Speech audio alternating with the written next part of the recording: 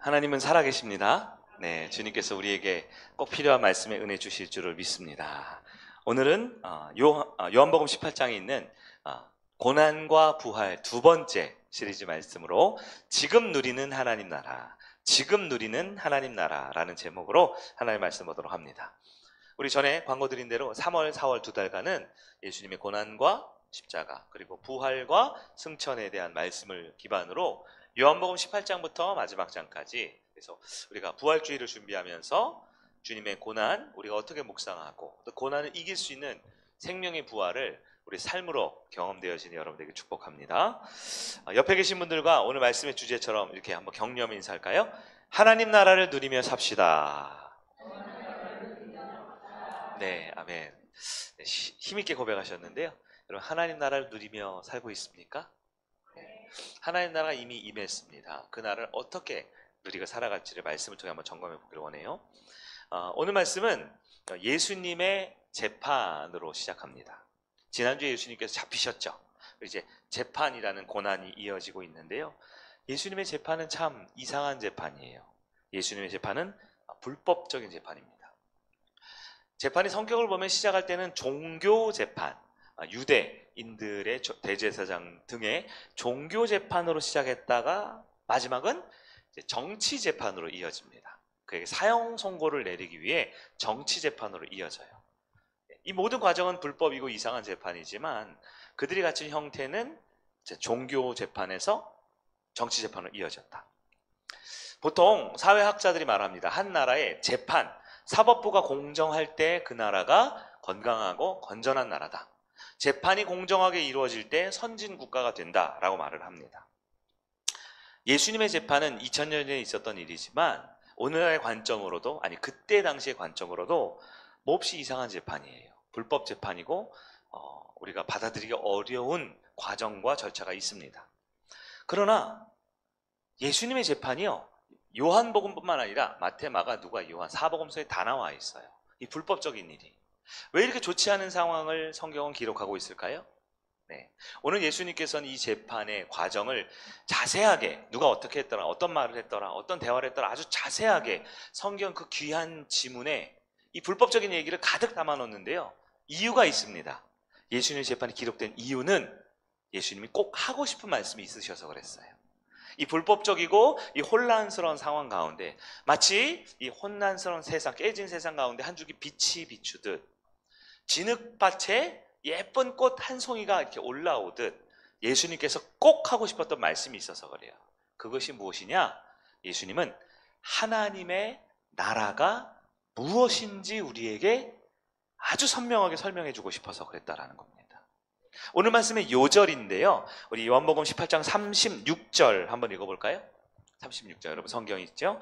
신약 180면에 있는 36절 같이 한번 읽어봅니다. 시작. 예수께서 대답하시되 내 나라는 이 세상에 속한 것이 아니니라. 만일 내 나라가 이 세상에 속한 것이었더라면 내 종들이 싸워 나로 유대인들에게 넘겨지지 않게 하였으리라. 이제 내 나라는 여기에 속한 것이 아니니라. 아멘. 예수님께서는 지금 내 나라, 즉 하나님의 나라에 대해서 가르쳐주고 싶으셨어요. 그래서 하나님 나라를 가장 잘 설명해 주기 위해서 하나님 나라와 대비되는 깨어지고 이상하고 불법적인 이 세상의 나라, 그 중에 재판 과정을 통해서 설명하고 있다라는 것입니다. 여러분, 하나님 나라가 무엇일까요? 하나님 나라. 설교 중에서도 신앙생활을 들어보셨죠? 하나님 나라. 하나님 나라에 대한 가장 큰 오해, 우리가 예수 믿다가 죽어서 천당 가는 것, 그것이 하나님 나라다. 이것은 하나님 나라에 대한 큰 오해이지요. 네. 예수님께서 이 땅에 오셔서 많은 것을 가르치셨는데요. 실제로 예수님의 가르침의 99%는 다 하나님 나라에 대한 이야기였습니다. 예수님은 하나님 나라를 알려주고 시작하기 이 땅에 오셨어요. 그래서 예수님이 가르치신 것을 굳이 딱 정해서 하면 두 가지라고 핵심적으로 할 수 있는데요. 첫 번째는 복음이고 두 번째는 하나님 나라입니다. 한번 따라해 볼까요? 복음, 그리고 하나님 나라. 네, 예수님이 전한 게 복음이고 하나님 나라예요. 복음이 무엇이냐? 복음은 또 단순하게 시키면 이거죠. 우리를 구원하기 위해 예수님께서 이 땅에 오셔서 죽으시고 십자가에 죽으시고 부활하셨다. 그게 복음이죠. 나 한 사람의 죄인을 살리기 위해 이 땅에 오신 예수님이 죄를 대신하여 죽으셔서 죄의 전가가 이루어지고 부활하신 예수님이 의의 전가로 우리의 죄를 대속하셨다라는 사실, 이게 복음입니다. 여러분, 복음을 믿으시지요? 우리는 복음으로만 구원받습니다. 근데 복음이 복된 소리음이죠. 소식입니다. 소리는 듣는 거죠. 듣는 겁니다. 복된 행동이 아닙니다. 복된 물질이 아닙니다. 복된 어떠한 행동이나 가치가 아니라 복된 뭐예요? 소식이에요. 소리는 뭐 하는 거예요? 듣는 겁니다. 다른 말로 하면 이건 받아들이는 거예요. 복음은 내가 뭔가 하는 게 아닙니다. 내가 구원 얻기 위해서 뭔가 하는 게 아닙니다. 복음은 뭐예요? 하나님이신 예수 그리스도께서 나의 구원을 위해 이루신 일을 받아들이는 거. 귀로 듣고 마음으로 믿는 거. 받아들이는 거. 그게 복음이에요. 근데 예수님이 이 땅에 하신 것은 그 복음, 즉 예수님의 십자가와 부활로 구원하셨다라는 복된 소식을 들었다면, 믿었다면 우리는 구원받은 거죠? 그럼 구원받은 다음에 그 다음 뭐 합니까? 빨리 죽어야겠네. 천당 가려면? 그게 아니죠. 그게 아니죠. 이 교회 한국교회에서 잘 가르쳐야 돼요. 예. 구원받으면 죽어서 천당 가는 게 아니고요. 구원받은 자들이 살아가는 나라를 하나님 나라라고 합니다. 하나님 나라는 이미 시작되었어요. 누가 하나님 나라를 시작했죠? 예수님이 이 땅에 오시면서 맨 처음 마태, 마가, 누가, 요한 모든 복음서 시작해버려요. 회개하라, 하나님 나라, 천국이 가까이 왔다. 그 하나님 나라가 시작됩니다. 언제 시작돼요? 예수님이 이 땅에 오신 초림 때. 예수 십자가와 부활의 복음의 소식으로 하나님 나라는 시작했습니다. 이미 이 땅에 세상의 나라, 육신의 나라가 있었죠. 그러나 예수님께서 구약 율법을, 나 어떤 행동을 내가 천국에 들어가면 자격과 능력을 갖춰서가 아니라 예수님의 그 복음을 통해서 구원받게 될 하나님 나라를 시작하셨습니다. 마지막에 예수님이 다시 오시나요? 그걸 재림이라 그러죠. 재림 때 하나님 나라가 완성된다라고 합니다. 이 완성의 의미는 정확히 뭐냐면 이 땅에 있는 세상의 나라는 끝난다는 거예요. 육신의 나라는 없어집니다. 이 땅은 없어집니다. 영원한 하나님 나라만 쭉 이어지는데 중요한 건 예수님 다시 오실 때 천국이 시작되는 게 아니죠. 천국은 이미 시작됐어요. 하나님 나라.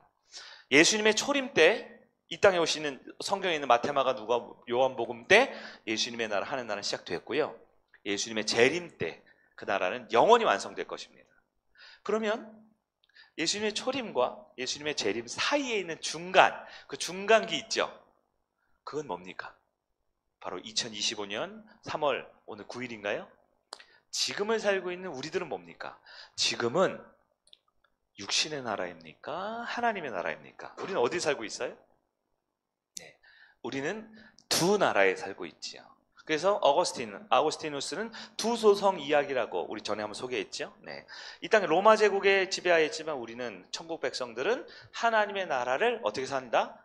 동시에 살고 있는 겁니다. 동시에. 그래서 오늘 말씀은 또 성경 전체의 주제이면서 우리 기독교의 가장 본질에 해당되는 거예요. 예수님이 이 땅에 오셔서 가장 중요하게 했던 사역, 첫 번째, 복음을 전하셨습니다. 죄 없는 예수님이 죄인인 우리를 위해 대신 죽으시고 십자가에 죽으시고 사흘 만에 다시 살아나셔서 부활하심으로 우리를 의롭게 하셨어요. 그 복된 소식을 우리는 어떻게 해요? 행동이 아니라, 노력이 아니라, 물질이 아니라 뭐예요? 받아들이면 돼요. 복음을 받아들이면 돼요. 마음으로 믿으면 됩니다. 마음으로 믿어 의에 이른다 그랬죠. 그 복음을 믿는 자들은 지금부터 어떻게 돼요? 이제 하나님 나라를 살아야 합니다. 한쪽 발은 여전히 이 땅에 살 수밖에 없어요. 2025년 대한민국, 네, 여러분 이 성남 시민으로 혹은 서울 시민으로 이 땅에 살아가지만 우린 여전히 동시에 하나님 나라 백성으로 살아가게 되는 거예요. 예수님께서 오늘 말씀하시려는 게 바로 그겁니다. 이 땅은, 이 세상은 여전히 악하고 죄악되어 있지만 아무리 세상이 죄악으로 판을 쳐도 하나님 나라를 시작하셨고 그 나라에 우린 살아갈 수 있다는 걸 말하고 싶어 하셨던 거예요. 자, 오늘 말씀을 한번 들어볼게요. 첫 번째, 세상이 아무리 악해도 하나님 나라는 이루어진다. 네, Dream comes true. 꿈은 이루어진다. 이런 것처럼 아무리 세상이 악해도 이 세상이라는 건 오늘 나와 있는 안나스의 법정, 가야바의 법정, 빌라도의 법정을 말하죠. 그들이 판을 치고 있는 세상이 아무리 죄악과 불법이 판을 쳐도 하나님 나라는 무너지지 않고 바로 선다라는 걸 말하고 있어요. 오늘 본문이 조금 길었어요. 우리 목소리 좋은 우리 고집사님 읽어주셔서 우리가 잘 읽었는데요. 본문은 크게 두 단락입니다. 28절에서 32절까지 첫 번째 단락의 주제는 예수님의 재판입니다. 내용은 이거죠. 자, 예수님 당시에 유대 땅의 배경을 여러분 조금 볼 필요가 있어요. 그 당시 세계의 패권의 주인은 누구였죠? 로마 제국이었습니다. 로마가 세상을 지배하고 있고요. 로마의 속국, 지배 아래에 있는 나라 중에 하나가 유대입니다. 유대 땅이 있는데 이스라엘이죠. 유대 땅에 지도자가 두 계층이 있어요. 하나는 유대 토박이들. 그들은 정치와 종교가 결합되어 있기 때문에 대제사장이라고 하는 유대 정치, 종교, 사회 지도자가 있어요. 그러나 또한 동시에 로마 제국에 있기 때문에 로마 제국으로부터 파견된 황제를 대신해서 온 사람 누구죠? 총독이 있습니다. 빌라도라는 사람이 있죠. 우리 일제강점기 때를 생각해 보세요. 우리가 일제의 침략을 받아서 우리나라가 이제 무너졌어요. 그래서 주권을 빼앗겨 버렸죠. 한국 땅이고 한국 사람이지만 주권이 일본에 갔어요. 그래서 일제강점기에 이 한국 땅을 다스리기 위해서 일본에 누가 와요? 총독이 오죠. 총독. 그래서 저기 보면 조선 총독부 이런 게 있잖아요. 그 이미지랑 비슷합니다. 당시 이스라엘 유대 땅에는 실제 실세가 있어요. 유대를 다스리던 실세가 누구냐면 안나스라는 사람입니다. 안나스. 네, 안시예요. 안시. 안나스. 안나스는 누구냐면 직전 대제사장입니다. 직전 대제사장. 현직이 아니에요. 은퇴를 했어요. 우리로 표현하면 증경 대제사장 혹은 직전 대제사장. 뭐 대통령이 은퇴를 했거나 국무총리가 은퇴를 했거나 이런 사람인 겁니다. 근데 이 사람이 실세예요. 여전히 힘을 갖고 있어요. 마치 우리 조선시대 태조 이성계가 나라를 다 세운 다음에 여전히 힘이 있는데 자기 아들한테 물려주지요. 근데 그 아들이 빨리 죽으니까 또 그 이방원, 태종 이방원인가에 또 나오지요. 호랑이가 두 마리 있다 그러잖아요. 맞죠? 태조 이성계도 있고 이방원도 있고 마치 그런 시대입니다. 실제 유대 땅에 가장 영향력 있는 실세는 우리 뭐 시쳇말로 왕 회장님 있죠. 왕 회장님 같은 분이 안나스라는 전 대제사장이에요. 그런데 법적으로 형식적으로 실세 대장은 누구냐? 가야바라고 하는 현직 대제사장입니다. 안나스라는 사람이요 대제사장인데 자기가 좋은 거, 이 정치, 권력, 뭐 군사 모든 거 다 가지고 있잖아요. 그럼 보통 누구한테 주고 싶겠어요? 아들한테 주고 싶겠죠. 근데 안나스는 하나가 없었는데 뭐가 없냐면 아들이 없었어요. 딸밖에 없었어요. 어떻게 했을까요? 딸의 남편 누구예요?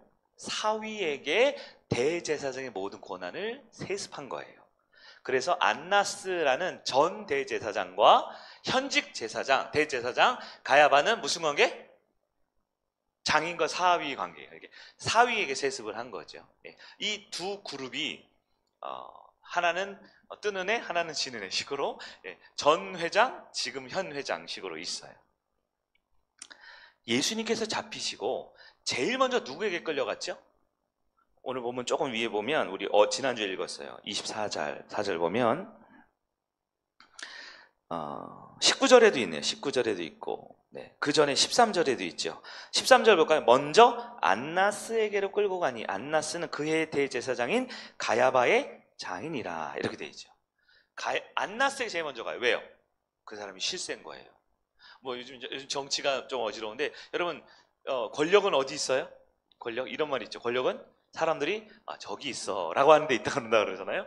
사람들이 예수님을 딱 잡은 다음에 제일 먼저 누구한테 가냐? 가야바한테 가요? 아니면 안나스에게 가요? 빌라도에게 가요? 제일 힘이 있는 사람, 실제 결정권자인 안나스. 현직에서 은퇴했지만 왕 회장님한테 간 거예요. 자, 안나스는 법적 권한이 없습니다. 종교 재판을 했겠죠? 예수님에게 뭘 선고합니까? 죽어야 돼. 신성모독이야. 라고 결정을 했어요. 근데 여러분 안나스 전 대제사장이 결정했지만 법적으로 땅 때리려면 현직이 필요하죠. 그래서 가야바한테 다시 갑니다. 두 번째 재판장 어디예요? 가야바한테 다시 갑니다. 24절에 있죠. 안나스가 예수를 결박한 그대로 대제사장 가야바에게 보내니라. 예수님이요 이 재판을 받는데 하루에 저녁에 잡히시고 고문받고 첫 번째 재판 받고 밤새도록 받았는데 또 재판 또 받아요. 근데 그게 끝이 아니죠. 예수님 재판을 3번 받아요. 그날 새벽에 또 누구한테 가냐? 28절 보니까 그들이 예수를 가야바에게서 관정으로 끌고 가니 새벽이라. 그들은 더럽힘을 받지 아니하고 유월절 잔치를 먹고자 하여 관정에 들어가지 아니하더라. 예수님께서 3번째 재판을 받습니다. 누구에게요? 빌라도에게 갑니다. 총독 빌라도에게. 왜 빌라도에게 갔을까요? 그게 중요하죠. 예수님은 3번의 재판을 그 몇 시간 사이에 받으셨는데요. 안나스에게 받고 가야바에게 받고 빌라도에게 받아요. 첫 번째 재판부터 예수님이 신성모독으로 죽여야 돼 라고 했어요. 그럼 유대법으로 죽여야 되는 걸 결의하기 위해서 가야바에게 갔습니다. 근데 여러분 그 당시 이 세상 다스려지는 원리를 조금 보면요, 유대인들에게 왜 재판을 받게 했냐면 이 로마 제국의 이 제국을 다스리는 방법이 어떻게 되냐면 속국을 만들죠. 전쟁을 해서 속국을 만들어요. 그러면 제일 원하는 게 뭘까요? 돈이겠죠. 세금을 받습니다. 세금을 받는 대신 유대인들이 제국을 펼치기 위해서 어떻게 했냐면 각 속국에 자치권을 주었어요. 자치권. 유대는 니네가 다스려. 이집트는 니네가 다스려. 아, 복잡해. 말도 모르고 법도 모르고 그냥 대신 돈만 따박따박 확실하게 바쳐. 그리고 너네 정치 치안 혹시 문제 있을지 모르니까 총독부를 파견할 테니까 총독이랑 잘 지내면서 웬만한 건 너네가 알아서 하고 중요한 것만 총독에게 보고해. 이런 방식이었던 거예요. 그래서 유대인들은 자기들끼리 모여서 예수를 죽이기로 결정을 했습니다. 근데 한 가지가 걸려요. 뭐냐면 그 당시 로마 제국법상 사형, 죽일 수 있는 권한은 누구에게 있었을까요? 황제에게만 있어요. 황제. 여러분 조선시대도 그래요. 여러분 조선시대 때 저놈을 쳐라! 저놈을 뭐 어떻게 해라! 그러다 아니 저놈을 죽여라! 라고 말할 권리가 누구에게 있냐면 왕에게밖에 없어요. 왕에게. 여러분 사극 같은 데 보면 그 못된 사또 있죠. 사또가 저놈을 쳐라! 아니다. 저놈을 목을 베라! 이렇게 말하는 건 전부 다 역사 왜곡입니다. 조선시대에는요, 사또나 지방 관리 중에 누구도 사람을 죽일 권한이 없어요. 그럼 그 나라에 영의정이나 우의정 이런 사람 있냐? 없어요. 조선법에 따르면 사람의 목숨을 죽일 권한은 누구한테밖에 없을까요? 왕에게밖에 없어요. 사약을 내리거나 하는 걸 왕밖에 못한다. 로마 제국으로 갈까요? 마찬가지입니다. 사람을 죽일 권한은 황제에게밖에 없습니다. 그 황제를 대신해서 온 사람이 누구예요? 빌라도 총독이죠. 유대인들이 자기들끼리 다 불법적으로 자기들 다 짜맞춰서 죽일 결정을 했어요. 근데 지금 누가 실제로 그 유대를 다스리고 있죠? 총독이죠, 황제가. 네. 그래서 어쩔 수 없이 자기들이 다 만들어 놓고 마지막 사망 그 사망 그 결정문에 누가 사인이 돼야 되냐면 황제를 대신해서 온 빌라도 사인이 있어야 되는 거예요. 그래서 빌라도에게 새벽에 갔다라는 것입니다. 당시 로마 제국에는 사형시킬 그 기준이 2가지가 있어요. 2가지. 첫 번째는 세금을 안 내면 사형을 시켰습니다. 돈 조금 안 낸다고 사형을 시키냐? 아니, 지금 우리나라 대한민국을 이해하시면 안 되고요. 그 당시에는 로마가 왜 세계를 정복했겠어요? 네, 결국 돈 때문이겠죠. 예. 그 어떤 한 나라를 지배하면요, 이제 속국으로 많은 속국세라는 걸 받아요. 그걸 받아야 됩니다. 근데 그 세금이 일정량만 들어오면 나머지는 니네가 알아서 이렇게 하는 거예요. 성경 보면 여러분 세리라는 사람들이 있죠. 예, 그 사람들이 누구의 개라고 표현해요? 로마의 개 이렇게 말하죠. 예, 우리 옛날에 친일파 있던 사람들은 일본의 개 뭐 이렇게 말하는 것처럼 사케오 같은 사람이 있잖아요. 사케오 같은 사람은 로마 정부에 붙어서 즉 총독부에 붙어서 그들의 권력으로 힘입어서 유대인들에게 세금을 많이 걷고 로마법에 제정한 만큼만 갖다 바치고 나머지는 어떻게 해요? 자기들이 토색하는 거예요. 자기들이 그냥 꿀꺽하는 거예요. 그렇게 하는 거죠. 본문 돌아오면 사형의 기준은 첫 번째가 세금을 안 냈을 때예요. 예. 그 문제는 예수님은 아니겠죠. 2번째 사형의 기준이 있습니다. 뭘까요? 바로 국가 반란입니다. 반역죄. 예. 반역죄예요. 빌라도는 로마 정치인이었는데요. 사실 황제의 신임을 그렇게 얻은 사람은 아니라고 해요. 실제로 예수님의 재판 사건 2년 후에 그 빌라도가 처형되거든요. 황제에게. 역사 기록에 대해서 처형이 됩니다. 여러분 생각해 보시죠. 빌라도가 정치인인데요. 로마 제국이 있고 로마 이탈리아도 있고요. 거기 수도도 있어요. 근데 유력 정치인이 왜 저기 제국의 변방에 있는 유대 땅에 와서 총독하고 있겠습니까? 정치적 힘이 있어요, 없어요? 별로 없는 거예요. 유력한 사람이 아니에요. 근데 이렇게 지방에 내려왔으면 여러분 유대 땅에 황제 이름을 파송됐어요? 파견 나와 있어요? 그러면 지방자치단체와 여러분 생각해 보세요. 잘 지내야 될까요? 아니면 못 지내도 될까요? 왜냐하면요, 이 지방자치단체에 힘을 많이 줬죠. 황제가 세금만 내면 니네가 재판하고 니네가 알아서 다스려. 총독은 그냥 치안 유지를 위해서 파송한 거라고 돼 있단 말이에요. 중요한 결정을 하겠지만, 그러면 만약에 이 지방자치단체에서 총독이 마음에 안 들어서 황제에게 상소합니다. 빌라도 이상해요. 자꾸 뇌물 받고 자꾸만 사람들 거 뺏고 우리 너무 괴롭혀요 라고 상소하면 어떻게 돼요? 뭐 전화가 있어요, 메일이 있어요, 뭐 CCTV가 있어요. 어떻게 돼요? 상소가 나쁘게 자꾸 올라가면 빌라도가 정치적으로 위험해지겠죠. 그래서 당시에 있는 총독들은 실제로 황제의 권력을 힘입어서 그 나라를 다스리러 왔지만 지방자치단체의 장과 결탁해야 돼요. 예, 역사적으로 봤을 때 보통 그렇지요. 그래서 유대인들은 형식적으로는 빌라도를 존경하지만 실제적으로는 자기들이 원하는 것을 가지고 정치적으로 압력을 많이 가했던 사실이 있어요. 오늘 본문이 딱 그겁니다. 빌라도는 실제로 예수님이 죄가 없다라는 것을 알았어요. 그러나 내가 이 땅에 와서 총독 자리 하려면, 이 자리 지키려면 누구의 비위를 맞춰줘야 돼요? 유대 지도자들의 비위를 맞춰줘야 되는 거예요. 그래서 새벽에 와서 문을 두드리고 재판해 주시오. 뭐 왜 이 시간에 재판을 해? 중요한 거예요. 니네가 알아서 하지? 아니요, 죽여야 되거든요. 이런 이야기가 나오기 시작하는 겁니다. 여러분, 유대인들이 왜 예수를 죽이려고 했을까요? 왜 예수를 죽이려고 했을까요? 네. 유대인들이 예수를 죽이려고 했던 죄목은 신성모독입니다. 예수가 하나님을 신성모독했다라는 거예요. 실제로 예수님이 하나님 신성모독했나요? 네, 아니죠. 여기서 우리는 첫 번째 우리가 적용해 볼 것이 있어요. 네. 왜 유대인들이 예수를 죽이려 했는가? 네. 이미 마음에 작정했기 때문에 그래요. 누가 작정했어요? 그들이 작정했어요. 그들의 마음에. 그들의 자기 뜻에, 그들의 마음에, 그들의 생각에는 예수는 죽어야 돼 라고 이미 결정을 했다라는 겁니다. 이걸 우리가 신앙적으로 정리해보면 그들의 마음은 완고했어요. 그들의 마음은 고집스러웠습니다. 그들의 모든 결정과 판단의 기준이 누구에게 있어요? 나에게 있습니다. 대제사장 가야바든 대제사장의 증경이었던 안나스든 많은 유대인들이든 많은 바리새인들이든 다 똑같아요. 누가 기준입니까? 내가 기준이었다라는 거예요. 여러분, 우리가 신앙생활을 할 때 꼭 기억해야 될 영적인 도식이 있습니다. 두 가지예요. 하나님과 나의 구분을 가지고 있어야 돼요. 네, 이게 우리 그리스도인의 가장 중요한 기독교 세계관 창조의 원리입니다. 창조가 뭐예요? 하나님이 주인이라는 거죠. 타락은 뭐예요? 나는 죄인이라는 겁니다. 그럼 구속은 뭐예요? 예수님만이 답이라는 거죠. 그럼 마지막 네 번째 재창조가 뭡니까? 다시 하나님의 주권을 믿는 것이죠. 이 땅에 많은 그리스도인들이 오해하고 착각하는 게 뭐냐면 첫 번째 창조, 이건 하나님이 인간을 만들었어 정도로만 생각해요. 먼 나라 이웃나라 아주 오래전 호랑이 담배 피던 시절에 하나님이 세상을 만들었어. 아주 듣기 좋은 말이죠. 그러나 그게 아니에요. 창조가 뭡니까? 하나님이 주인이라는 겁니다. 그러면 이거 말을 뒤집으면 뭐예요? 내가 주인이 아니라는 거예요.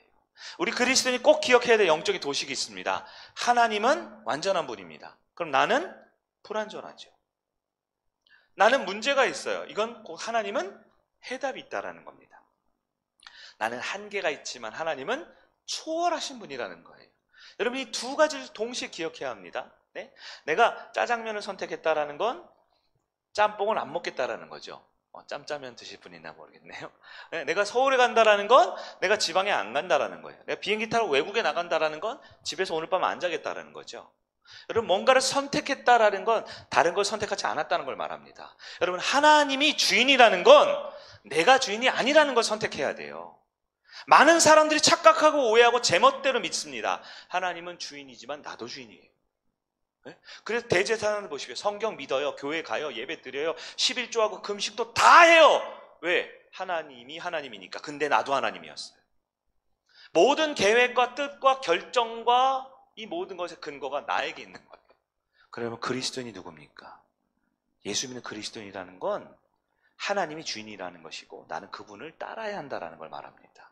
즉 모든 내 생각과 모든 내 판단과 모든 결정의 주권은 하나님의 말씀, 하나님의 뜻에 있다는 거예요. 나는 그것에 순종해야 되는 거죠. 여러분, 예수님 잘 믿으면 절대 고집불통이 될 수 없어요. 여러분 주변에서 고집스럽다는 말 들어요?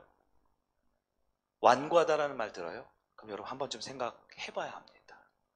예수 믿는다라는 건 뭐 자기 신념이 있고 지조가 있고 이런 건 괜찮죠. 뭐 정치적 신념이나 뭐 경제적 관념 이런 건 괜찮아요. 근데 내 인생의 모든 삶의 중심에 예수 믿는다라는 건 주님 말씀하시면 내가 나아가겠습니다. 주님 뜻이 아니면 내가 멈춰서겠습니다. 내가 가고 서는 것 주님 뜻에 있으니 주님 나를 이끄소서.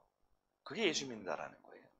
근데 많은 사람들 어떻게 해요? 가야바와 안나스와 유대인들처럼 해요. 딱 답을 정해놨어요.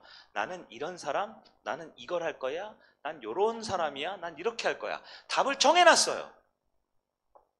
아무리 그 답이 완전하고 아무리 괜찮아 보여도 내가 답을 정하는 순간 그것은 우리 풍삼초 때 배우죠. 죄의 본질이 뭡니까? 죄라는 건 살인, 강도 이런 게 아니에요. 죄라는 건 I-centeredness, 뭐예요? 나 중심성이라는 거예요. 생각과 판단과 결정을 누가 해요? 내가 하면 죄라는 겁니다. 내가 하면 죄라는. 그게 성경에서 말하는 우리의 연약함이죠. 당시 대제사장과 가야바, 안나스 많은 사람들은 자기들 판단과 기준에 가장 나은 걸 선택했을지 몰라요. 그럼 여러분, 그리스도는 누굽니까? 아무리 내가 이런 삶을 살아도, 내가 아무리 바벨탑을 쌓았어도, 내가 아무리 훌륭하고 멋진 세상에서 보기에 좋은 기준을 갖고 있어도 오늘 이 짧은 설교 말씀 한 구절에 그런가? 그럼 바뀌는 거예요. 변화될 줄 아는 겁니다. 순종할 줄 아는 겁니다. 그게 그리스도인이에요. 우리는 하나님이 아닙니다. 완성된 그리스도인은 없어요. 완벽한 교회는 없어요. 성경 같은 사람은 없습니다. 그 하나님 말씀 앞에 내가 바꿔내는 거. 그걸 우리 2주 전에 성경 말씀을 했죠. 유연함의 힘이라고요. 유연함의 힘은 주대 없이 왔다 갔다 한다는 게 아니에요. 기준이 분명합니다. 무슨 기준이요? 하나님의 말씀의 기준입니다. 하나님의 말씀의 기준이 딱 있으면 돼요. 가야바와 안나스가 구약을 몰랐습니까? 달달 외웠겠죠. 대제사장인데. 유대인들은 12살 되기 전에 모세오경을 다 암송해야 되잖아요. 그리고 거꾸로도 암송해야 되고요. 바리새인이 되려면 구약 전체를 다 외우고 박사 논문 써야 됩니다. 이사야에 뭐라고 돼 있어요? 그가 찔림은 우리의 허물 때문이요. 그가 상함은 나의 죄악 때문이라. 그가 채찍에 맞았고 그게 나무에 달려 저주받은 자가 되었다라고 말씀하고 있잖아요. 근데 어떻게 해요? 그 말씀의 기준이 아니에요. 내가 지금까지 이뤄낸 내 대제사장이라는 직분과 내가 만들어낸 이 공동체와 내가 질서 있게 세워놓은 내 왕국, 그것의 기준이 되니까 예수라는 사람이 복음을 전해도, 하나님 나라를 전해도 저거 이단이야, 죽여 라고 결정하는 거죠. 여러분 보십시오. 예수님이 왜 죽었어요? 그들의 자기 뜻 때문에 죽었어요. 자기 고집, 완고함 때문에. 오늘도 예수는 너무나 많은 피를 흘리고 있어요. 왜요? 나의 고집, 나의 완고함, 바뀌지 않음 때문에 그래요. 여러분, 우리는 이 부족한 목사가 어떤 말씀을 전하든, 우리 목자님, 우리 팀장님, 우리 장로님, 권사님들, 부족하고 연약한 사람이지만 우리가 주님 말씀을 받고 말씀으로 공동체의 기준을 제시하면 그것에 나를 바꿔낼 줄 아는, 순종할 줄 아는 유연한 성도가 되어야 함을 기억하길 바랍니다. 아무리 세상이 악하고 재판이 불법이고 가야바, 안나스, 빌라도 다 총동돼서 예수를 죽이려고 해도 하나님 나라는 무너지지 않고 이어져 간다라는 것이에요. 유대인과 대제사장은 이미 자기 뜻이 주인이 돼버렸어요. 그래서 결정을 내렸습니다. 언제 예수님의 사형 판결을 내렸다고요? 첫 번째, 자격도 이미 형식적이지도 않은 안나스 첫 번째 재판 때 답이 내려졌어요. 사형. 그리고 종교재판이 두 번째인 가야바 때 승인이 됐고, 그들의 법으로 현재 유대 상황으로는 죽일 권한이 없으니까 죽이려면 누구의 도장이 찍혀야 돼요? 황제를 대신해 온 빌라도 총독의 도장이 찍혀야 되니까 새벽에 찾아간 거예요. 새벽에 찾아갑니다. 이런 불법적인 일을 예수님께서 진행한 이유가 뭘까요? 32절을 볼까요? 18장 32절. 이는 예수께서 자기가 어떠한 죽음으로 죽을 것을 가르쳐 하신 말씀을 응하게 하려 하십니다. 예수님의 죽음은 어디 기록되어 있어요? 구약 성경에 기록되어 있죠. 이 말씀이 그것을 그대로 성취하게 한다는 거예요. 여러분 기억하시기 바랍니다. 세상에는 빌라도가 있어요. 지금도. 아닌 거 알지만 자신의 유리한 거 불리한 거 따져가면서 배신하고 등쳐먹는 사람이 많습니다. 가야바도 있어요. 안나스도 있습니다. 자기의 유리한 것을 위해서 사람들 힘들게 하고 그들이 가진 권력과 힘과 능력으로 세상을 어지럽히는 사람들이 있습니다. 그러나 여러분, 하나님의 나라는 무너지지 않습니다. 주님의 뜻은 성취가 됩니다. 비록 예수님은 죄수의 몸이고 끌려가고 사형당할 것처럼 보이지만 우리를 구원하셨고 우리를 위한 하나님의 나라를 이루어감을 믿으시기를 바랍니다. 두 번째, 그러면 그 예수님께서 이루고자 하는 하나님 나라는 뭐냐? 세상과 다르다라는 거예요. 세상과 다르다. 오늘 두 번째 단락입니다. 33절부터 40절입니다. 33절부터 40절까지 보면 주제가 이거예요. 하나님 나라는 이 세상과 다르다라는 겁니다. 자, 빌라도 얘기를 잠깐 해볼게요. 자, 빌라도는 그 유대인들이 예수를 끌고 찾아왔어요. 네, 새벽이었습니다. 빌라도님, 총독님 재판 좀 해주세요. 빌라도 기분이 좋았을까요? 안 좋았을까요? 여러분 생각해 좋았어요? 안 좋았어요? 안 좋죠. 새벽에. 여러분 재판을 새벽에 많이 하잖아요. 그죠? 그래요? 안 하죠? 네. 정해진 시간이 있잖아요. 9시에 출근해가지고 10시에 아침 티하고 한 10시, 11시 해야 되는 거 아닙니까? 근데 새벽에 왔대요. 이 당시의 새벽이라는 것은 동투기 전을 말합니다. 그러니까 새벽 2시에서 6시까지를 말해요. 그 당시에 하루를 4시간으로 나뉘었죠. 초경, 2경, 3경, 4경 있죠. 그래서 이렇게 3시간씩, 4시간씩 나눠서 밤, 새벽, 밤, 낮 이렇게 했단 말이에요. 지금 예수님께서 새벽에 왔다고 표현되는 건 2시에서 6시 사이를 말합니다. 빌라도에게 왔어요. 예수님을 죽이려고 유대인이 다 답을 가지고 왔죠. 33절을 보겠습니다. 이에 빌라도가 다시 관정에 들어가 예수를 불러 이르되 내가 유대인의 왕이냐? 물어봤습니다. 빌라도가 예수님한테 물어보죠. 뭐라고요? 네가 유대인의 왕이냐? 네, 그럼 딱 보십시오. 빌라도 새벽에 일어났는데 유대인들 무리가 한 명 잡아왔어요. 나이는 한 30 몇 살 되고 온몸에 얻어 터지고 피 흘리고 있는데 손발이 결박되어 있어요. 딱 봐도 왕 같아요? 안 같아요? 왕 같아요? 안 같아요? 아니죠. 지금 잡혀왔잖아요. 원 젊은이가. 근데 왜 왕이냐고 물어볼까요? 왜 왕이 물어볼까요? 빌라도는 머리가 좋은 사람이죠. 딱 알아요. 예수를 데리고 온 이유가 분명하죠. 왜 데리고 왔어요? 죽여달라고 데리고 온 거 아니에요. 사형시켜달라고. 그러면 딱 아는 거죠. 아, 돈 문제인가? 딱 보니까 아유, 피골이 상접한 게 뭐 돈은 없어 보이네. 두 번째는 뭐예요? 아, 정치범으로 죽여달라는 거구나 라고 알고 짜증 가득한 목소리로 물어보는 거예요. 야, 아유, 네가 유대인의 왕이냐? 빨리 그렇다 그래. 빨리 그냥 사형 선고해가지고 빨리 나 가서 잠이나 자게 하는 분위기예요. 지금 얼마나 이 재판이 엉망진창인지요. 그럴 때 예수님께서 34절에 뭐라 그러십니까? 예수께서 대답하여 이르시되 이는 내가 스스로 하는 말이냐 다른 사람들이 나에게 대하게 한 말이냐. 우리 예수님 원래 말 같지 않은 말은 잘 대답을 안 해주죠. 네가 유대인의 왕이냐? 그럼 빨리 대답해 주면 되는데 예수님이 거기다 오히려 당당하게, 원래 여러분 기도로 준비하면 당당하죠? 빌라도 그거 네 생각이야? 아니면 누구한테 들은 얘기야? 라고 오히려 재판장한테 물어봐요. 빌라도가 지금 새벽에 두드리고 재판해들 기분이 좋아요? 안 좋아요? 안 좋죠. 딱 보니까 아유, 지들끼리 싸우다가 아유, 그냥 사형해달라고 하는 거네. 돈 문제 아니니까 그래, 뭐야 너 뭐 네가 유대인의 왕이라도 돼? 라고 물어봤어요. 근데 예수님이 다시 질문하니까 빌라도가 기분이 좋을까요? 안 좋을까요? 가장 안 좋았다. 그래서 35절을 볼까요? 빌라도가 대답하되, 이건 이런 느낌. 빌라도가 짜증내대 이런 대답이에요. 내가 유대인이냐? 내 나라 사람과 대제사장들이 너를 내게 넘겼으니 내가 무엇을 하였느냐? 빌라도가 뭐라 그래요? 야, 내가 유대인이야. 니네 일은 니네가 알아서 해. 근데 저 대제사장들이 널 죽이려고 하는 거 보면 네가 뭐 잘못한 게 있는 것 같은데 뭐 때문에 그러는 거야? 라고 물어요. 여러분 왜 이렇게 물어볼까요? 왜 이런 얘기 써 있을까요? 서두에 말했습니다. 예수님께서 꼭 하고 싶었던 얘기가 있어요. 바로 36절이지요. 이 36절을 위해서 하신 거예요. 조금 앞에 있는 걸 보면 원래 31절에 이렇게 돼 있죠. 빌라도가 이르되 너희가 그를 데려다가 너희 법대로 재판하라. 야, 너네 자치권 있잖아. 너네가 혼자 할 수 있잖아. 근데 왜 나한테 귀찮게 데리고 왔어? 31절, 유대인들이 이르되 우리에게는 사람을 죽이는 권한이 없나이다. 유대인들의 의도가 분명하게 예수님을 죽여달라는 사형 선고해달라고 온 거란 빌라도가 그 대화하기도 귀찮은 거예요. 야, 너 처음부터 물어봐요. 너 유대인의 왕이지? 왕이지? 빨리 그렇다 그래. 빨리 사형시켜줄게. 자, 예수님께서 이 말도 안 되는 대화를 왜 하셨을까요? 36절을 다시 한번 봅니다. 36절 시작. 예수께서 대답하여 이르시되 내 나라는 이 세상에 속한 것이 아니니라. 만일 내 나라가 이 세상에 속한 것이었더라면 내 종들이 싸워 나라 유대인들에게 넘겨지지 않게 하였으리라. 이제 내 나라는 여기에 속한 것이 아니니라. 예수님께서는 지금 어떤 나라를 소개하고 싶어 하실까요?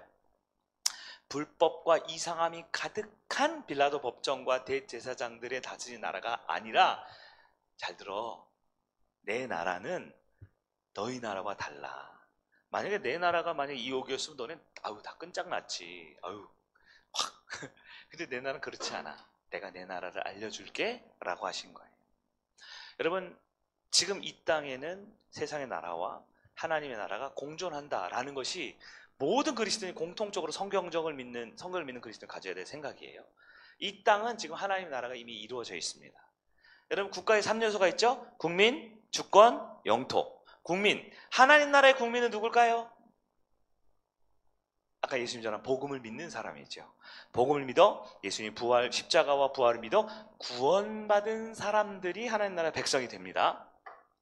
우리 성인 가족들은 예수의 복음을 믿고 구원받은 백성이 될 줄 믿습니다.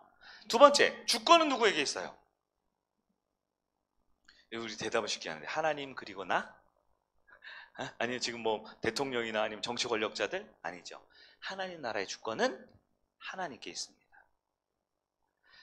하나님 나라는 민주정치가 아니에요.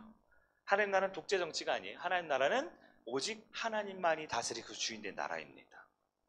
그러면 영토는 어딜까요? 국민은 하나님께 구원받은 백성들이고 주권은 하나님께 있다 그랬어요. 그럼 영토는 어디입니까? 어디가 하나님 나라예요? 우리 자녀의 권세반도 배웠죠. 하나님 나라는, 천국은 지리적, 공간적 개념이 아니라 하나님의 주권과 다스림의 개념이죠. 즉, 거듭난 하나님께 구원받은 백성, 하나님의 주권을 인정하며 주권은 하나님께 있는 우리가 살아가는 그곳이 하나님 나라입니다. 이곳에 구원받은 우리 성일 가족들이 하나님을 주인을 여기고 이 자리에 있으면 우리 성일교회가 천국이 될 줄 믿습니다. 근데 아무리 예배당이지만 예수를 잘 몰라요. 복음을 잘 거부해요. 아무리 우리가 예배 중에 있지만 하나님의 주권이 아니라 자기 고집, 자기 완고함, 자기 뜻으로 가득 차 있어요. 그곳은 하나님 나라가 될 수 없는 것이다라는 것이죠. 성도의 삶, 오늘 말씀의 가장 중요한 주제이죠. 성도의 삶이 뭡니까? 예수의 복음을 믿어서 구원받았다면 이제 내가 살아가는 곳을 하나님이 다스리시고 하나님이 주장하시는 하나님 나라를 만들어내는 것이 우리 성도의 삶입니다. 여러분의 가정이 하나님 나라가 되어야 해요. 그냥 하나님 나라 천국 써런다가 되는 거 아니에요. 등기소 가가지고 이거 주소를 여기 상대원동이 아니라 천국으로 바꿔주세요 한다고 되는 게 아닙니다. 내 가정이, 내 직장이, 내 교회와 내 공동체와 지금 내가 앉은 자리가 하나님 나라가 되려면 어떻게 돼요? 내가 구원받아야 되고요. 내가 하나님의 주권으로 인정하는 삶을 살아야 돼요. 그것이 바로 하나님 나라라는 것입니다. 여러분, 교회가 하나님 나라가 되어야 되지 않겠습니까? 교회는 하나님 나라가 아니어도 되나요? 안 되죠. 하나님 나라가 되어야 되지 않겠습니까? 특히 새로 오신 분들이 있다면, 새 가족이 온다면, 우리 다음 세대와 함께 온 세대 예배 드리면 여러분의 모습이 하나님 나라를 살아가는 천국 백성의 모습이어야 하지 않겠습니까? 우리 이 예배당 그 어디에도 천국이라는 흔적이나 그 마커는 없어요. 하나님 나라라는 것은요, 어떤 지리적 공간적 개념이 아니잖아요. 다시 말하면 국가의 3요소, 국민, 즉 하나님을 믿고 하나님의 구원된 자녀들인 우리들이, 두 번째, 하나님을 주인으로 여기며, 이 말은 내가 주인이 아니라는 거예요. 내 뜻, 내 생각, 내 고집, 내 아집, 자기 중심이 아니라 하나님 중심으로 바꿔내는 주권을 인정하는 우리가 있다면 그것이 하나님 나라죠. 성일교회는 하나님 나라가 돼야 되겠죠? 새로운 사람이 저희 지금 문 열고 지금 예배 시간 1시간 늦게 후다닥 들어왔어요. 그럼 이 건물을 보고 히터를 보고 앉은 의자를 보고 하나님 나라를 여기겠습니까? 늘 우리가 계속 강조하는 게 있잖아요. 세상은 예수님을 보지 못하고 예수 믿는 나를 보고 있어요. 성일교회가 뭡니까? 건물입니까? 땅입니까? 상대로 56번지입니까? 늘 말하지만 성일교회는 바로 우리들입니다. 우리가 예배하는 모습, 말씀을 듣는 태도 하나가 하나님 나라냐 아니냐는 거예요. 여러분 피곤하시죠? 여러분 지치셨죠? 여러분 힘든 거 많죠? 그렇다고 내가 힘들고 어렵다라고 해서 여전히 세상 나라만 오늘도 살고 있겠습니까? 또 돈 문제, 건강 문제, 관계 문제, 또 힘들다 죽겠다. 물론 우리는 죄인이고 연약하기 때문에 주님 앞에 두 손 들고 나올 수 있어요. 그러나 우리의 삶이 늘 그렇게 고통스러운 죄송하지만 지옥 같은 삶을 살아야겠습니까? 하나님 나라를 살아야 되지 않겠습니까?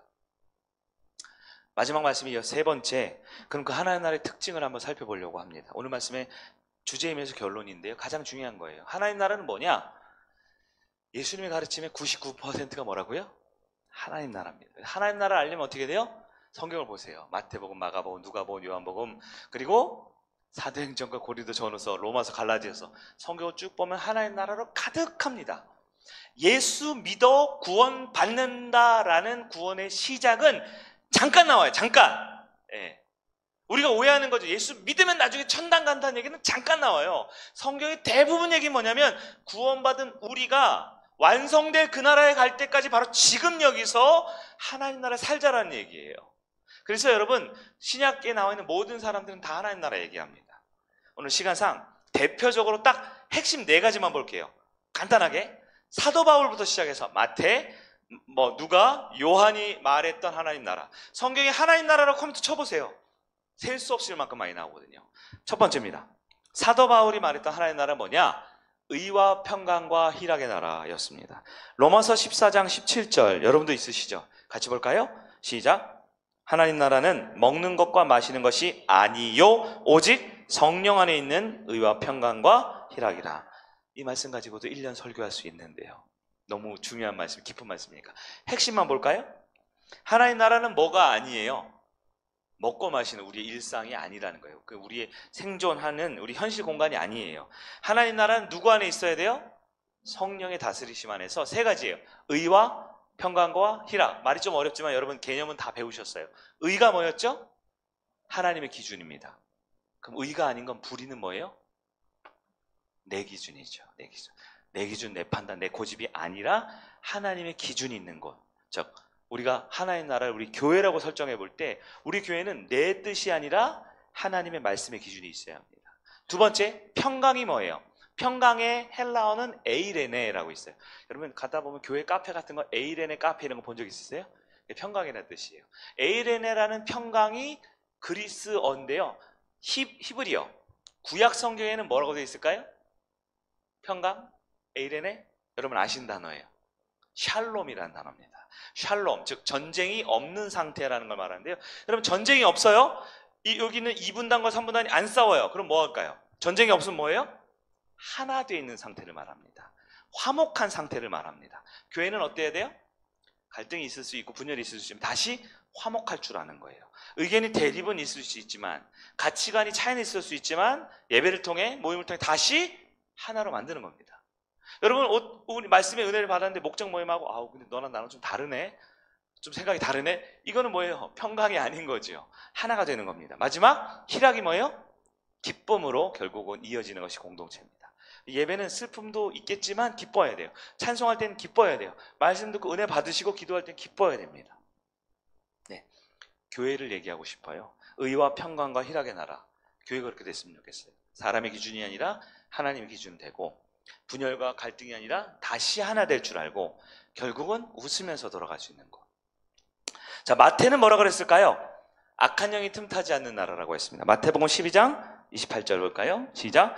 그러나 내가 하나님의 성령을 힘입어 귀신을 쫓아내는 것이면 하나님 나라가 너에게 이미 임하였느니라. 여러분 여기 보면 성령하고 누구를 대조해요?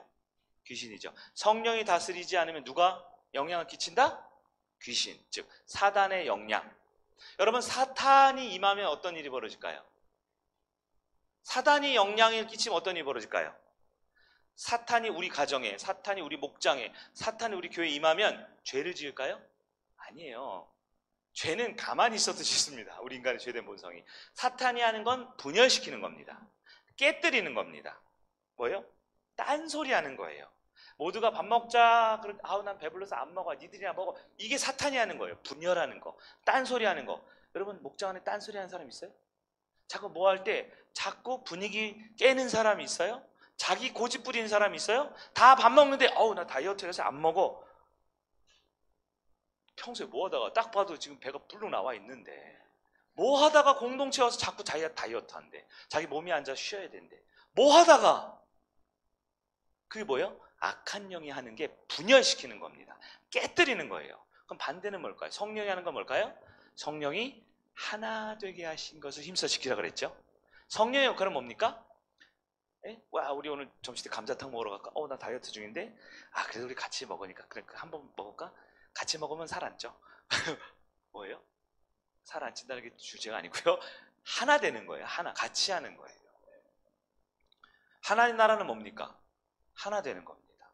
교회 안에서 식사할 때, 목장 모임할 때, 차 타고 다니실 때 자꾸 딴소리 하는 건 사탄이 임해서 그래요. 자꾸 자기 주장, 자기 고집, 나 이런 사람이야. 나 원래 이래. 뭐예요? 그게 마귀 짓 하는 거예요. 여러분 하나 되셔야 합니다. 하나 되셔야 돼요. 세 번째, 누가복음입니다. 누가는 뭐라고 말했을까요? 누가복음 17장 20절 21절 읽어볼까요? 바리새인들이 하나님 나라가 어느 때 임하나이까 묻거늘 예수께서 대답하여 이르시되 하나님 나라는 볼 수 있게 임하는 것이 아니요 또 여기 있다 저기 있다고도 못하리니 하나님의 나라는 너희 안에 있느니라. 무슨 얘기냐면 하나님 나라는 눈에 보이는 데가 아니라는 거예요. 장소, 공간이 아니에요. 다시 말해서 여러분 내가 교회 다닌다고 하나님 나라를 사는 건 아닐 수도 있어요. 내가 지금 예배를 드리고 있다고 해서 하나님 나라에 있는 건 아닐 수도 있어요. 그럼 하나님 나라 어디 있어요? 너희 안에 있다. 그래서 우리 어렸을 때 그랬죠. 하나님 나라 어디 있어? 내 마음속에 있어요. 천국 어디 있어? 내 마음속에. 좁네 마음이. 그 얘기가 아니죠. 뭐예요? 내 마음에 누가 다스려요? 아까 계속 성령이 다스리는, 하나님이 다스리시는 거예요. 성령의 지배, 성령의 인도, 성령의 주권. 다시 말해 하나님 나라가 내가 시작되면 내가 하나님 나라를 살아가면 누가 내 삶을 주장하고 다스리시죠? 하나님이. 반대는 뭐예요? 하나님 나라를 못 살고 있으면 누가 주장해요? 내가 주장합니다. 내 생각, 내 취향, 내 고집, 내가 평생 살아온 나라는 그 완고하고 이기적이고 나밖에 모르는 내가.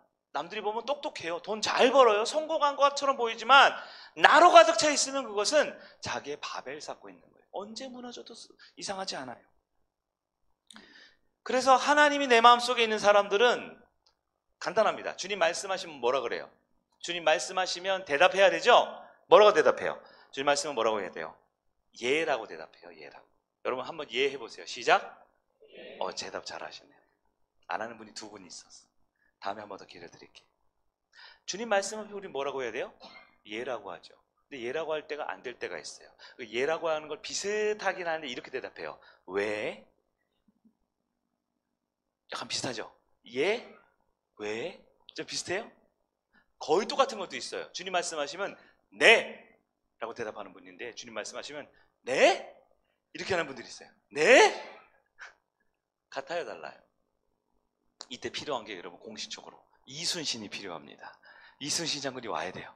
임진왜란을 마치고 뭐예요? 이해되지 않아도 순종하고 주님 말씀 앞에 신뢰할 수 있어야 돼요. 오해하지 마세요. 목사님 말씀에 순종해, 목사님 말씀에 신뢰, 그거 아니에요. 저도 신뢰하고 순종해야죠. 저도 목회 방향을 정했고 저도 설교를 내용을 정했지만 하나님 말씀하시면 예배 직전에 말씀하시면 바꿔야죠. 제가 뭐라고 버팅이겠습니까? 우리의 삶은 주님 말씀하시는 그곳에 있어야 하고 말씀 앞에 바꿔낼 줄 알아야 돼요. 그리고 말씀 앞에 예 할 수 있어야 돼요. 왜? 이건 안 되죠. 네 할 수 있어야 합니다. 네? 이러면 안 되는 거예요. 근데 많은 사람들이 왜 그렇게 할까요? 여전히 자기가 주인이어서 그래요. 대표적인 게 요한복음 5장에 보면 베데스다에 있는 38년 된 병자 있죠. 38년 동안 굉장히 오래 있었어요. 제가 옛날에 38살 때 이 얘기를 참 많이 들었는데 벌써 이제 45이 됐네. 시간이 지났어요. 근데 38년 된 병자인데 45년 된 병자도 있어요. 60년 된 병자도 있는 것 같아요. 왜요? 예수님이 말합니다. 38년 오래 있었죠? 예? 오래 있었죠? 예수님의 나이가 30살 조금 넘었잖아요. 무슨 얘기예요? 예수님이 이 땅에 오기 전부터 그 자리에 있었던 거예요. 예수님 오기 전부터. 아주 지독하게 오래된 자기중심적인 사람이죠. 예수님이 와서 물어봅니다. 내가 낫고자 하느냐? 낫고자 하느냐? 여러분, 하나님이 여러분한테 물어봐요. 내가 낫고자 하느냐? 뭐라고 대답하겠어요?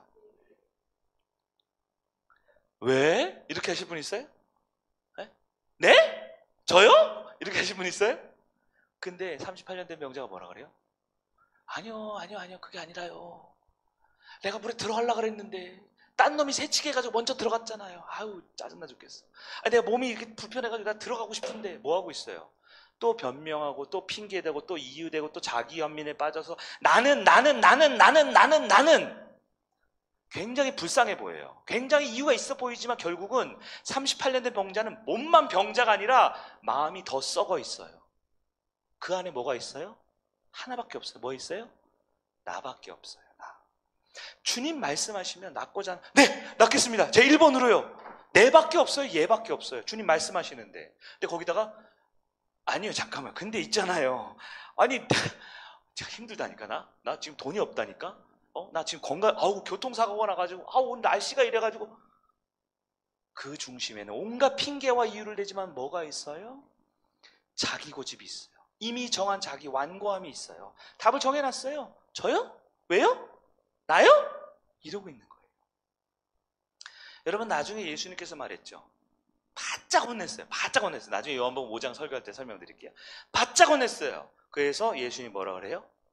네가 진짜 나을 거야, 안 나을 거야? 그 38년 된 명자가 뭐라 그래요? 낫기를 원하나이다. 뭐라고 대답한 거예요? 예라고 대답하는 순간 그의 인생이 하나님 나라가 시작됩니다. 그가 들고 있었던 38년 된 자리를 어떻게 해요? 들고 일어나 자기 집으로 돌아갔어요. 그는 하나님 나라를 살게 된 겁니다. 뭐 때문에? 어떤 행동? 어떤 가치관? 아니요. 주님 말씀 앞에 어떻게 해요? 나는 죽고 내 마음속에 주님 말씀으로 채우는 겁니다. 시간이 다 돼서 하나만 더 할게요. 오늘 요한복음이니까 요한에도 하나님 나라 얘기가 나와요. 예수를 어떻게 믿어요? 제대로 믿고 거듭난 사람들이 사는 나라입니다. 요한복음 3장 3절. 요것만 읽고 말씀을 정리할게요. 시작. 예수께서 대답하여 이르시되 진실로 진실로 내게 이르노니 사람이 거듭나지 아니하면 하나님의 나라를 볼 수 없느니라. 하나님 나라를 볼 수 있대요. 어떻게 하면? 거듭난대요. 거듭난다. 다시 태어난다라는 거죠. Born again. 다시 태어나는 거예요. 여러분, 다시 태어나는 거 쉬워요? 어려워요? 불가능하죠. 그냥은 안 돼요.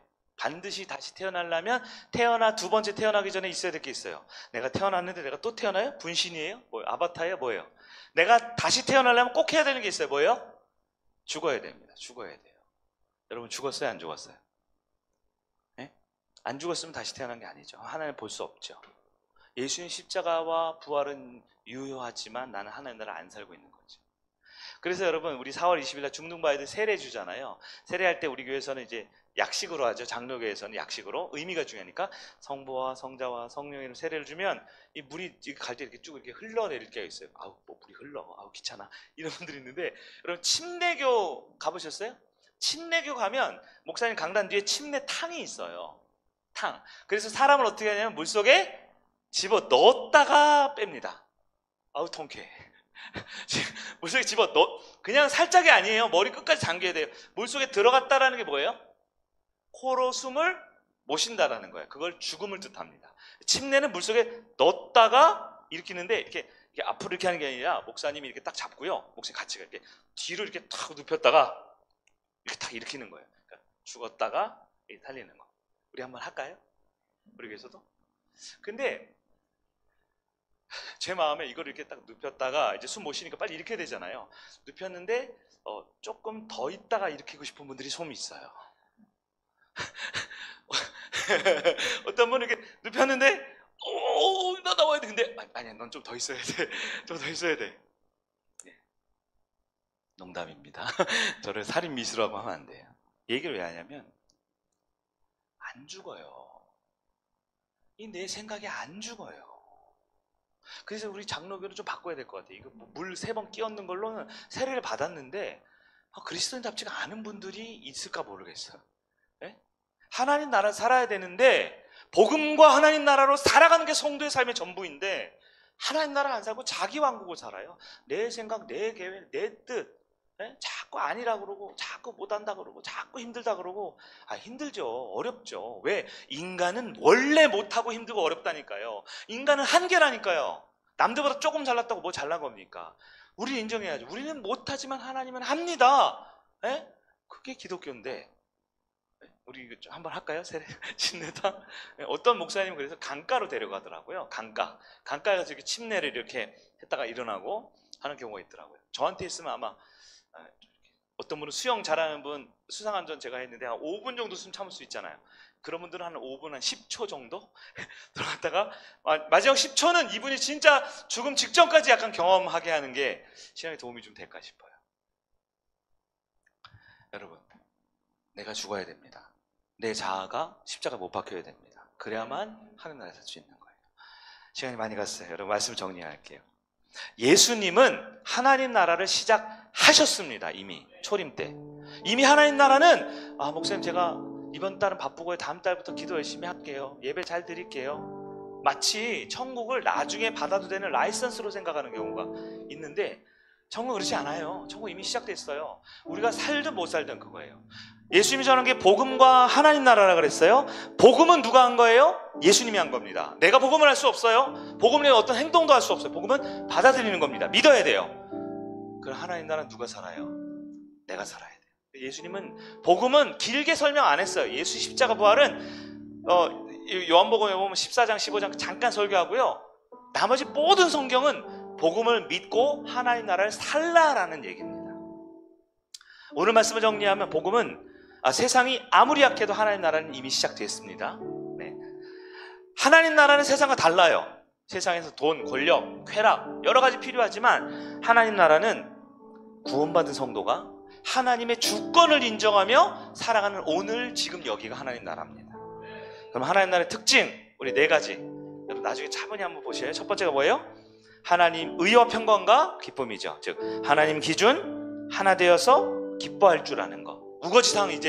무거지상은 밥 먹을 때 빨리 딱 말아 드시고 웃으면서 지내셔야 돼요. 두 번째, 악한 영의 지배. 악한 영이 뭐예요? 분열하고 자기 고집 아니라고 하고 자꾸 딴소리하는 거, 엉뚱한 얘기하는 거. 아니요, 모으세요. 마음을. 하고 싶은 말 있어도 좀 참으시고, 네? 내가 얘기를 꺼냈으면 모두가 함께 할 수 있도록. 그게 하나님 나라죠. 그래 다른 사람이 와도 여기가 천국이구나 안다니까요. 세 번째, 나는 죽어야 돼요. 그리고 예수로 살아야 돼요. 그럼 어떻게 돼요? 주님 말씀하시면 대답은 뭐예요? 예입니다. 예. 마지막, 진짜 거듭나야 돼요. 나의 죄성, 나의 악한 모습, 나의 지난주까지 아니 어제까지 아니 예배 직전까지 나의 고집 있지요. 그거 좀 내려놓고 다시 예수로 살아가는 하나님 나라 우리 공동체가 되길 원합니다. 말씀 끝나고 이제 우리 식사하시고 목장 예배하시고 뭐 재직 모임하고 여러 가지 모임들 있죠. 하나님 나라 사시겠어요? 하나님 다스리시고 하나님 인도하시는 우리 성교회 되길 바랍니다. 우리 자리에 일어나셔서